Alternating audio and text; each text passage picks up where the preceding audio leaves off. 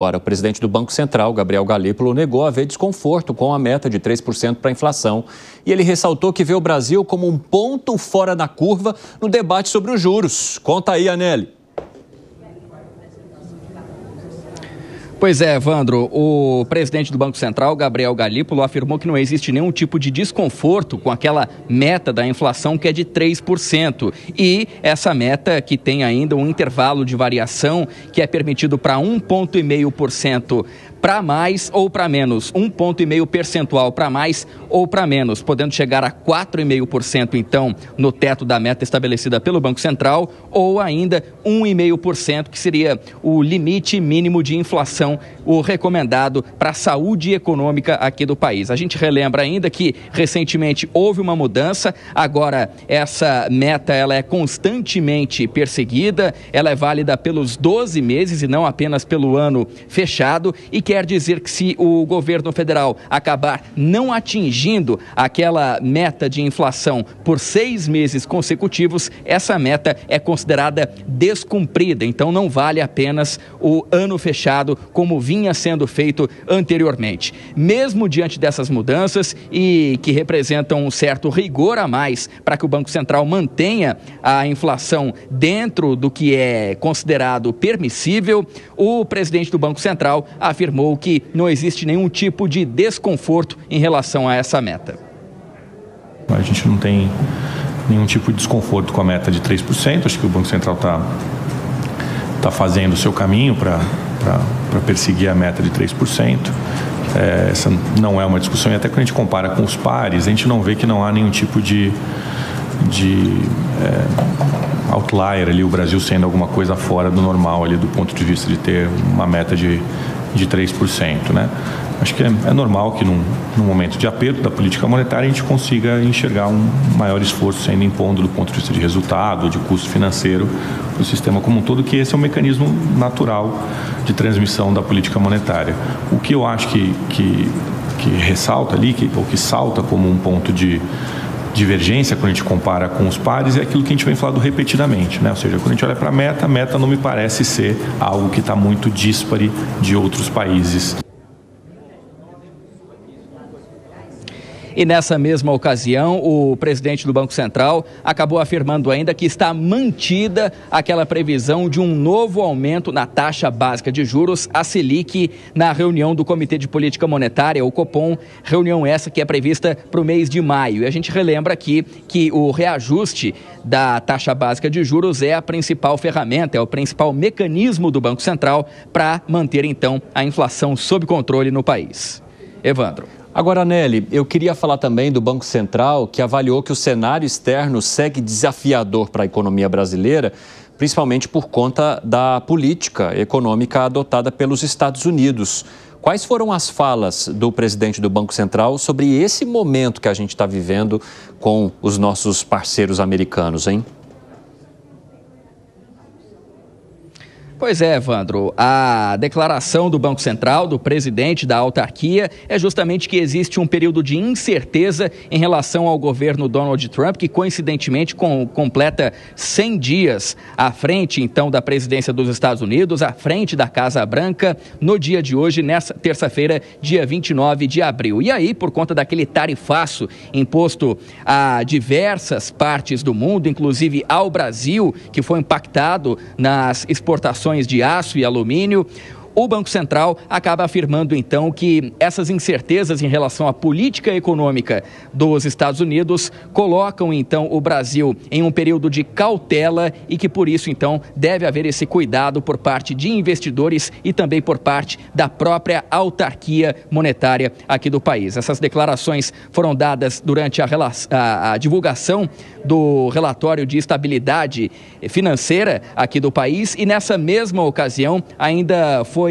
divulgado mais um levantamento por parte da autarquia monetária. Segundo o relatório, as instituições que foram consultadas pelo Banco Central apontam para uma desaceleração acentuada da economia brasileira em meio a um cenário de endividamento da população. E ainda, o Banco Central indicou uma piora na percepção do mercado sobre a condução fiscal da economia brasileira e a saúde das contas públicas aqui do país.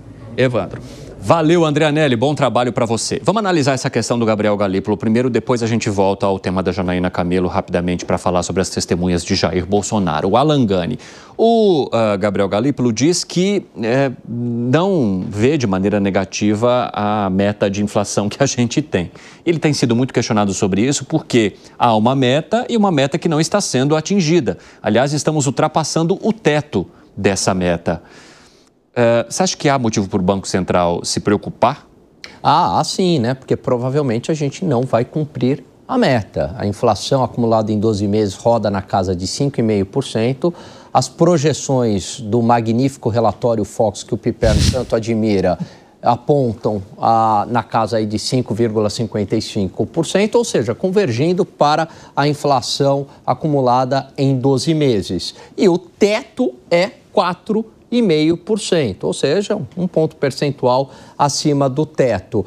Agora, ele também não pode falar diferente disso, Evandro, porque se ele admitir que essa meta de 3% é baixa e deveria ser maior, é dar um tiro no pé, porque daí a política monetária perde credibilidade e na hora o mercado já coloca isso nas expectativas de inflação e vai acabar atrapalhando o próprio trabalho do Banco Central. Então ele faz um discurso correto. Agora, quem tem que ajudar Gabriel Galípolo e toda a diretoria do Banco Central é o governo enxugando o gasto. Caso contrário, a política monetária não vai fazer efeito no controle da inflação. Por que ele fala que o Brasil é um ponto fora da curva? É um ponto fora da curva porque a gente tem uma inflação persistentemente mais alta em relação a outros países emergentes. Historicamente é assim. E ele fala, né, que mesmo com uma taxa básica de juros que seria até impressionante para outros países que não estão acostumados com ela, que a gente percebe um aquecimento na nossa economia, ou seja, ela não consegue trazer o resultado que se espera mesmo sendo muito alta. Pois é, olha só que loucura, né? Então a gente tem uma atividade econômica que está relativamente aquecida, o país vem crescendo a taxas de 3% desde 2022, a taxa de desemprego rodando aí na casa de 6,5% a 7%, agora 6,8%, o mercado de trabalho aquecido, Evandro, mas a taxa de juros, o remédio não está funcionando. E por que esse remédio não está funcionando? Talvez por conta que é difícil da gente provar empiricamente, mas a gente talvez esteja já até em dominância fiscal, ou seja, a taxa de juros já não faz mais efeito, né? A política monetária já não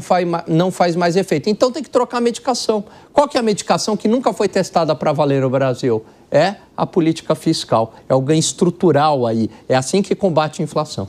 Concorda, Segré? Absolutamente. Como não vou concordar, mesmo número, que seja um economista ultrapassado, eu concordo. Explica o Piperno, não vai entender. É que o Felipe Monteiro chamou o Alan Gani de economista ultrapassado aqui na semana passada, para você ter noção do nível do debate. Eu concordo na sua ausência. Com o nosso economista ultrapassado, e eu me considero, junto com a minha... Ultrapassado também? Também, lógico.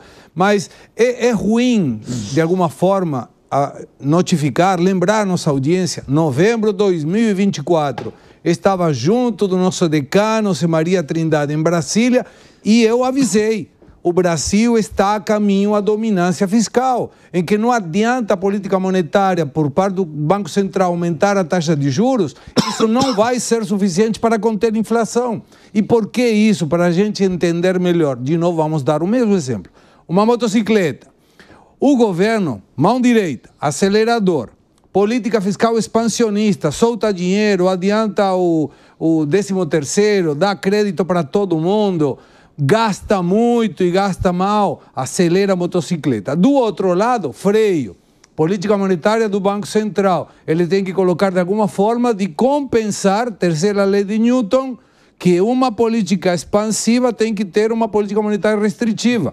E aí aumenta a taxa de juros.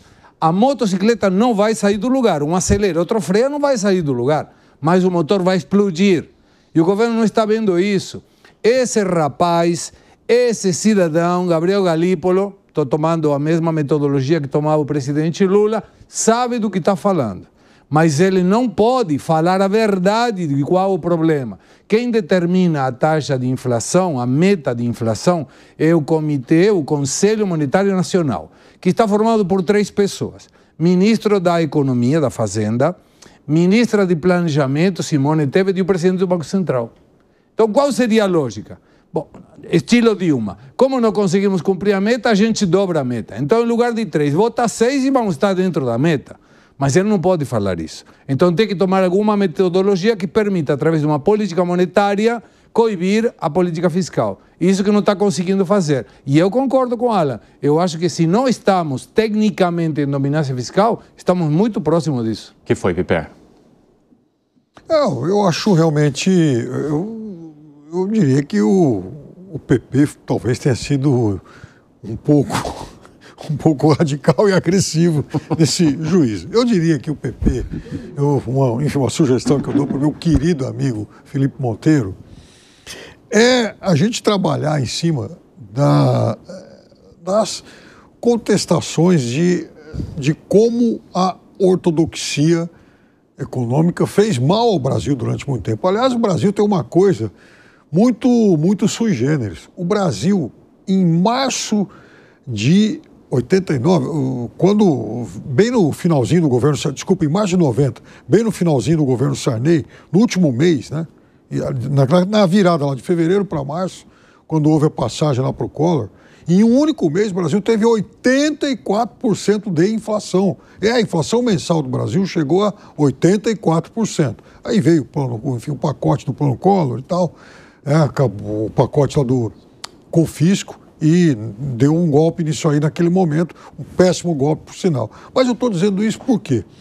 Porque o ministro responsável pela inflação mensal de 84%, até hoje ele tem uma consultoria de prestígio no mercado. E muita gente recorre a esse tipo os conselhos econômicos, as opiniões dele. E ele também pensa de uma forma ortodoxa. Ele, como 99% dos demais economistas que estão nessas grandes instituições. E aí, todos eles vieram com as mais diferentes soluções até hoje. E, de fato, a única vez em que a economia brasileira conseguiu um plano econômico que, de fato, naquele momento, consertou o país, foi no Plano Real, que foi um plano muito longe de seguir a ortodoxia do mercado. Que foi, Gani? Não, olha só, Piperno, o Plano Real, ele também passa por um ajuste das contas públicas, claro, né? Houve todo um saneamento ali do sistema financeiro. Lógico. Então, mas ele não foi um plano ortodoxo. Não, mas foi um plano... Não, a taxa de juros subiu absurdamente naquela época, Piperno. Se a gente lembrar ali no período de 95 a 99... A Selic chegou a bater 45% por conta das crises internacionais.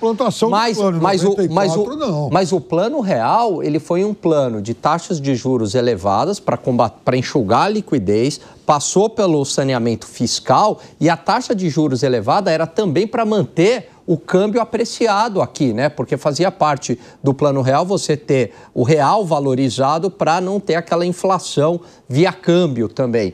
Então eu vejo que, pelo contrário, aqueles economistas, eles são bastante ortodoxos e aplicaram a ortodoxia que deu certo. E você também é um ortodoxo, diferentemente do nosso amigo Felipe Monteiro, sabe por quê? Porque o PP, ele disse que precisa de mais endividamento para o Brasil se desenvolver. E aí eu tenho certeza que você acredita que não, que precisa sim de uma responsabilidade fiscal, porque você já concorda comigo e com o Rubini que a próxima crise mundial vai ser uma crise fiscal, é ou não é? O Rubini fala da crise do endividamento. Então, verdade. Fala isso. Fala, Zé. O Plano Real, ele foi... o Plano Real, ele foi realmente muito bem feito em vários setores, né? O dólar chegou a 83 centavos, quer dizer, com 83 centavos você comprava um dólar, para ter uma ideia, né?